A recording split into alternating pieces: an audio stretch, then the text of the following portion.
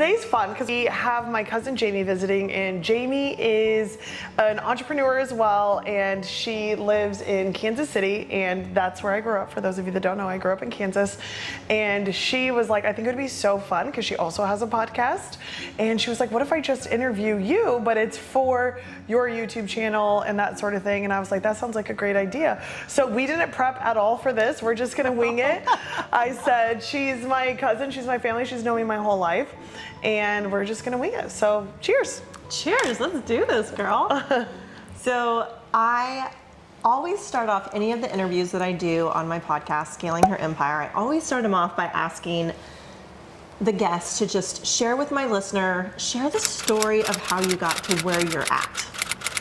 Yeah, so essentially I opened my first chiropractic office, went to chiropractic school, met my husband, opened my first office, and I remember actually texting you one day. It was like a Tuesday, and I just opened my office. I was like 2 months old, and I texted you and I was like, oh, I love being an entrepreneur. It's the freedom to go lay on the beach for a couple hours over lunch and then head back. And you were like, you just opened a business. I have no idea why you're laying on the beach. Like, you better get your ass to work. And I was like, at first I was like, like work-life balance. And then I was like, no shit, I gotta make some money. I really do. So I opened that office, and then we went to open 4 offices. I diversified into consulting. So now I spend a lot of my time consulting other practitioners, other business owners, speaking, traveling. I do have a good amount of work-life balance now, even though I think balance doesn't truly exist.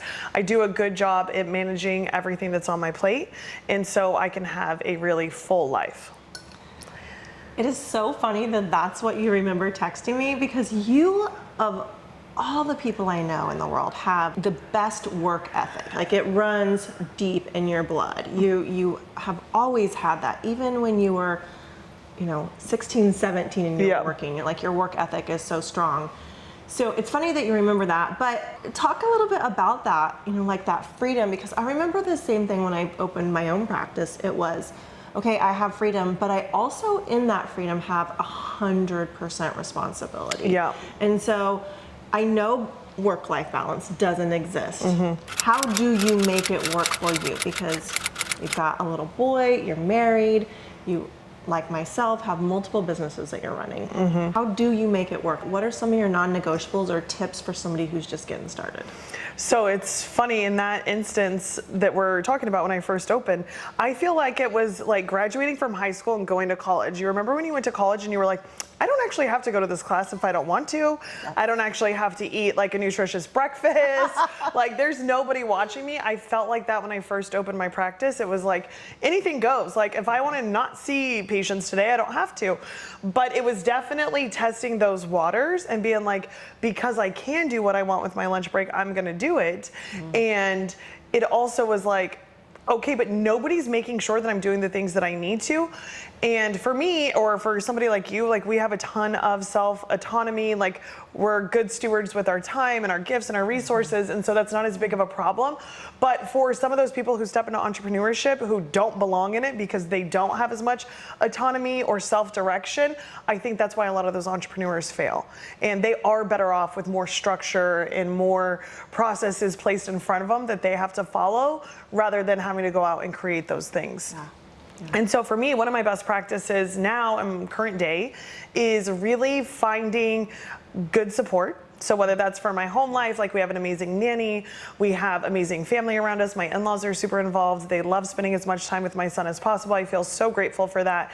And then also inside the businesses, I have an amazing team that really helps me not get stuck in the weeds of managing all the little details. And even having the executive assistant that I have now, it's like we're able to accomplish so much more because I have somebody who I view as really, really smart to be able to show up to the table and help me make decisions.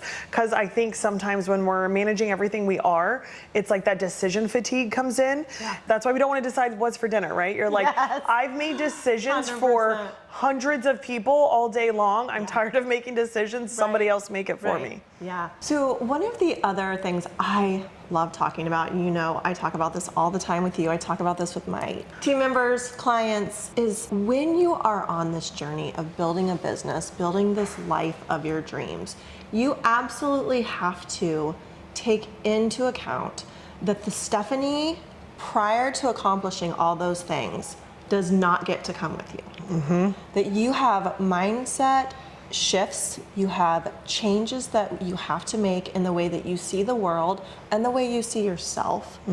And I'm always curious to talk to entrepreneurs like yourself of what did that journey look like of letting go of the old Stephanie and stepping into those new beliefs? Yeah, I always like to say, in this era, I'm in Stephanie Wigner 3.0, my wealthy mama era. Like, I'm here to take up as much space as possible. Being a mom, being an entrepreneur, doing all these things that I'm really, really passionate about. Like, I love that I've built a life where I don't have to sacrifice. But also, there are so many beliefs that I used to have that no longer exist. Like, I had to really, really work on my money mindset, especially, you know, coming from a family that, like, didn't have it figured out. My dad went to college in his 40s, 50s, you know, so I was really the first one to kind of step into this entrepreneur role between my parents, and it forced me to look at the world differently, but also I was never really that person that said, oh, it must be nice, or they're so successful. It was like, I want to know how they're doing it. I want more of that. Where I came from, like, I'm cool with leaving some of that behind, no offense, but I want to know what they're doing because they figured out a formula. And so I just became obsessed with reading books and listening to podcasts. And I will admit, I wasn't much of a podcast girly until I released my own. Really? No. Oh my gosh, I'm obsessed. No, I just read so many books. And then now, like, especially being busier, podcasts are so much better because I have time to do it on the go. But I had to let go of those. And then also for me, like, every level that we get to, we know that we're constantly evolving, and who we are now is going to have to change to get to where we want to be, right? But for me, I had a really big self-worth issue. I was constantly looking for external validation. I was constantly looking for other people to tell me I was doing a good job, or that I was worthy of the success that I desired, or that, like, I could do it, you know, or I just, for so many different things, I was looking for external validation. And so I would constantly aim to achieve more just so that I would get confirmation that I was on the right path. And it's like, oh, well, I'm an Enneagram 3, so if you want me to achieve or accomplish something, like, I can do it all day. But once I had my son, I really had to look at myself and say, you've achieved so much up until this point, but do you want him to seek external validation? Because I want him to know he's worthy just because he is, not because he accomplished something, or because he behaves a certain way, or because, you know, he's looking for Kyle and I to be happy. Like, I just want him to be full and whole just because of how he is. And so I think having him made me look even deeper at myself and say, what's the bullshit that you're still holding on to? Because you don't get to carry it into this next phase. Absolutely. That's really beautiful, and it's touching. You said that you want to just take up as much space as possible. And I know it doesn't look like it, but there's some age difference here, right? So I really believe for women like myself in our 40s that we just were not taught to take up space. We were taught to be polite, make sure everybody is happy, don't be too loud, go with the flow. And when you are being a boss, you have to take up space. Yeah, and the thing that you just said, like, I even caught myself the other day, my husband and I both do this, and I don't know if it's like we were taught to just be polite and accommodating, and being accommodating, you do what everybody else wants to do, and even the other day, it was something so simple. And I wanted to say how I really felt, and I could tell he did too. It was like something, you know, my in-laws, where do you want to go to dinner? Something so silly. And I was like, absolutely not. I do not want to do that. And I, like, had to say it because nobody else was going to say it. But I'm like, I'm at this stage in my life where I can't do shit that I don't want to do. Or, you know, like, even I went on a girls trip, and it was like, okay, the polite thing or the right thing to do would be to go with the group. I don't fucking want to.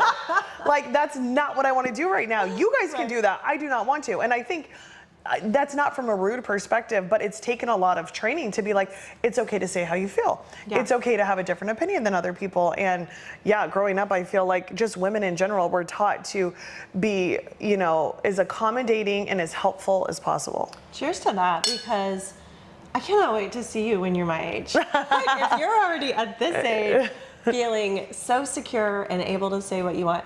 But I do want to ironically remind you that you did drag me into a jungle in Mexico, and I did not want to go. You did not want to go. We should talk about that. So I was hosting a retreat and Jamie came, and it was not my part of the itinerary that was planned, because if you know anything about me, I don't want to be hot and in the middle of nowhere. And if I'm in Mexico with bugs, yeah. Like if I'm in Mexico, I want to be on the beach and like or the pool. trees that could kill you. There were trees that you couldn't touch. Yeah. And before we went, Jamie had texted me when she was like, you better tell me what the surprise excursions are. And I was like, okay, I'll tell you. One is horseback riding, but I thought it was horseback riding like along the ocean. It was gonna be so beautiful. This was not it. It was not. And again, not my decision. And she was like, okay, yeah, I don't wanna do that. In my first inkling, like when she told me that, suck it up, you're fine, you're gonna do it. Yes. Because both of us have a tendency to be a little high maintenance, and I thought she was just being high maintenance. And like in retrospect, I told her when we're mid-retreat or mid like horseback riding, we're looking at each other and I'm like, this is fucking terrible. And she's like, I told you. Like I knew we weren't gonna enjoy this. And I was like, what part of jungle and horse did you even for one slightly minute think that we would enjoy? Like, how? No, and then we got back to the hotel, we got back to sitting by the pool, and we're like having tequila shots. And I was like, I 100% agreed with you, but I thought that we were being a pain. Like I was like, oh, we should just go with the flow. But you were like, thank you for telling me that, because sometimes I feel like I am high maintenance, or sometimes I feel like I am being a burden or like inconvenient. Or I also think I'm selling myself short. Like that looks uncomfortable. Oh yeah. This isn't gonna be quite my jam. And so I'm like, let's not do that. And then later I kind of regret it. Like, let's talk about walking on fire. Yeah, that was epic though. That was so epic, and it was something that if I wouldn't have been in your company, I could have let somebody else say, let's just go back to the hotel room, pour a glass of wine, like we'll be fine. But the fact that we did it and we were uncomfortable. Yeah. So there's a fine line of like knowing when you should push yourself, and then also knowing just what's not meant for you, like riding horses in a jungle in Mexico. I'm pretty sure we'll never do that again. Never again. Cross it off the list. Got a picture. Not even cute enough to post to Instagram. Will not be doing that again. I bet when we're like 20 years, we'll be like, let's post those pictures, because it was hilarious. It was so funny. Right. And we were like dying laughing after. But yeah, I think that there is a fine line between like really, really pushing yourself to do things like, and even walking on fire at Tony Robbins. And so when you guys hear me talk about like my Tony Robbins experience, we did it together in 2017. It was so much fun. And I think that was my first introduction. I had no idea who Tony Robbins was. I mean, really. You were like, do you want to go with me? And I was like, I am like, anytime Stephanie asks me to do anything, I'm down. Yeah, because totally. Why not? I want to have fun. I want to try new things. You're like, do you want to go with me? And we went, and I have always been slightly a little bit of an 80-year-old, like trapped inside my body, because I love early bedtimes. Yeah. And so Tony Robbins just pushes you to the limit. 17 hours, 18 hours. Yeah. And I just remember thinking like, Stephanie's not going to let me take a nap. And I've gone to several of his events with different company, and that was the most epic. That was the best, because I know, that's why I'm all in. Yeah, I'm scared to go to another one, because I'm like, that first experience was literally life-changing. I'm a little nervous. I'm like, I'm not taking Kyle, because he will not be in it the same way. Don't take your husband. I took mine. Take a friend, take a cousin, take somebody. 1 star, do not recommend. So what would you say, like, in your entrepreneurial journey has been the like best piece of advice you were given, or that has made the most profound impact on your life? The best piece of advice that I have got is, and I still work on this all the time, but it is to be authentic. Well, it comes back to that, like, taking up space too. And that's, I always say, like, authenticity creates more abundance. And so the more authentic you are, the more money you make. The more authentic you are, the more love you receive. The more authentic you are, the more community connections, like everything you have around you. But I do think in a world where we do things like this or social media, it's easy to still try to fit in as much as you don't want to. Of course. And I think for me, that was the biggest hurdle. You know, like yourself, I have a doctorate, I followed those credentials. I opened my own practice. That led to my second practice. Today we have 20 clinics. And I followed a path, but there was in that path a lot of rule following. A lot of rule following. I have some business partners who have been amazing mentors, but there has been a lot of rule following. And so when I decided, hey, I want to work with women and help them build their own empires. I want to help somebody become an entrepreneur. I knew for me that piece was all mindset, and then I had to jump through that. And I think I'm still learning, and I hope I am always learning that, but I do want to get better at it, right? I mean, I want to be more comfortable, because this idea of taking up space is like, I got told all the time as a child, you're too loud. I mean, even in college, like my college friends would be like, you're so loud. And it's like, I know, and I'm just like... That's how I am. But I don't think I had the confidence to say, that's how I am until 15 years after college. Because it was like, oh gosh, I would go to coaching and read these self-development books. And try and change. How do I not be so loud? And it's like, wait, actually, if you weren't loud, do you think you would be CEO of an 8-figure business? Do you think you would have landed, would you be where you're at today? Right. No, I'd be just quiet. I'd be sitting in the back of the room. And that's not where I want to be. It's not where I'm comfortable. And it's just not who I am.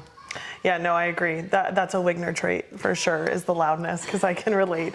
And saying too many F-bombs and saying what's on your mind when the whole room is telling you not to say what's on your mind. And I don't know, this might be true for you, but like, we can't cook either. Nope, cannot cook. We need a husband that takes care of us. So we're lucky there's not many of us. There's only a couple of us. Yes, there's only a couple of us. So what do you think in this year, as you're moving forward and you're wanting to take up more space and you're wanting to just really figure out your next step too, because you have a lot of exciting things going on, what do you think is going to be your biggest challenge?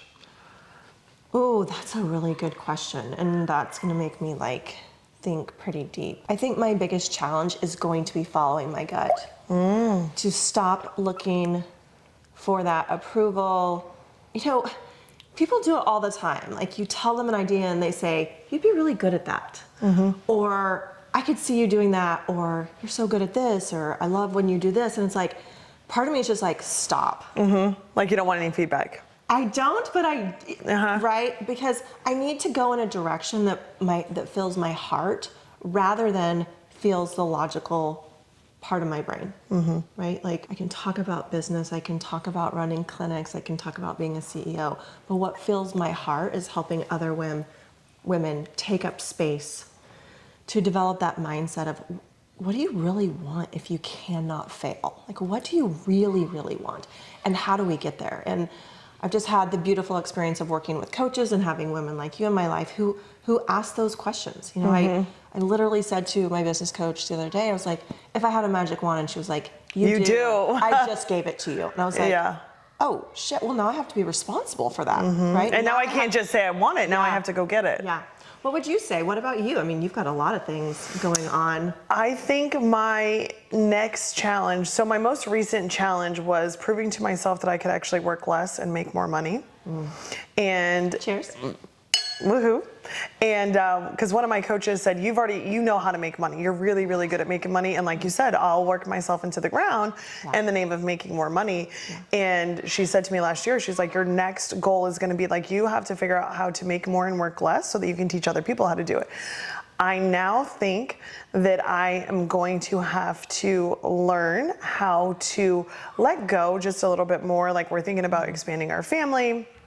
And which you've been saying for a while now. Which I've been saying for a while, which is also my toxic trait of like, oh yeah, we're gonna do that. We're gonna do that. Definitely. My husband's a little over it. But just like, I have permission to expand and nothing else has to be affected. I like, even though I preach, you can have it all, I still low key in the back of my head think in order to grow my family, my business is going to suffer, or in order to do that, my relationship with my son's going to suffer because there's going to be another sibling. And so it's like, if you're going to preach, you can have it all and everything's going to be amazing. Like, you need to own that and step into that. So that's what I'll be navigating next, I think. You got this. 100%. I got this. Thank you for joining me. Oh my gosh, this is so fun. I want to fly out here and do this every week.